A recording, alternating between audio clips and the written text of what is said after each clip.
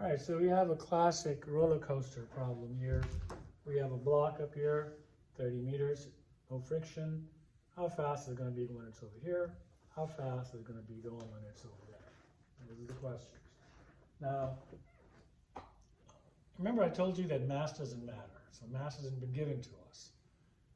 Some of you guys might like that whole idea of keeping the energy known, using the energy equals is a constant, and using that to, in each case, how will this work? There you go. So you might want to work in a way where you are wanting to look at energy here equals energy there equals energy there, and that's just more intuitive for you. Then in cases like this, instead of doing the algebra the way I did before and canceling out the m's, what you could do is just make up an m. And what's a nice m would be m equals 1 kg, right? 1's a really nice number. And just pretend it's 1 kg. And it still works out just fine. So let me show you what I mean. If that is the case, and I'm going to use g equals 10 just to make life easier. Reach for my calculator all the time. So how much energy does he have here? Well, it's just at rest. He only has potential energy, and his potential energy must be mgh, which is 1 times 10 times 30, or 300 joules. Now, this is really powerful when you can do that, when you can figure out exactly how much energy it has at any one point, because then you know that no matter where this guy is, when he's here, when he's here, when he's here, as long as there's no friction, his total energy is always going to be 300 joules. Sometimes more kinetic, sometimes more potential, but that's the key thing, always 300 joules. And we'll use that. So let's look over here. When he gets over here, his total energy is supposed to be 300 joules. We can see his potential energy at point B, so point B.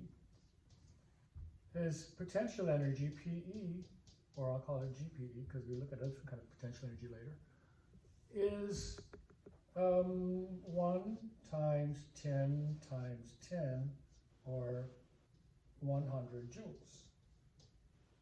So if it has 100 joules right here of PE, then 200 joules, the rest of it must be KE. So if KE is 200 joules, then it's pretty easy to figure out what the velocity is, because 200 must equal 1/2 mv squared. Multiply both sides by 2. 400 equals, m is just 1, so v squared. And so v would equal to the square root of 400, which is 20 meters per second. So when he's over here, he's going to be moving at 20 meters per second. It's kind of cool that you can figure that out.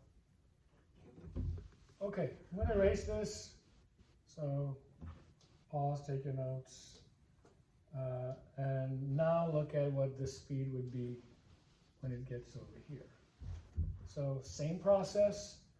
Total energy must be 300 joules all throughout the motion. So over here, you say that 300 joules must be the PE plus KE sum, which is the mechanical energy.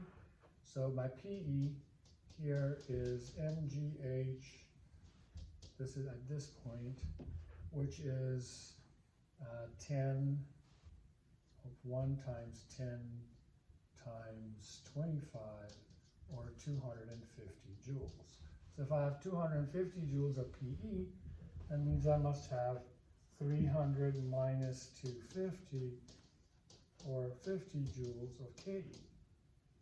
That's my KE. And so once I have KE, velocity is easy to find. 50 equals 1/2 mv squared. Multiply both sides by 2. M is 1, so we can just ignore that. So v squared is going to equal to the square root of 100, or 10 meters per second. So that's how fast he's going to be going over here, 10 meters per second, while he is 25 meters up.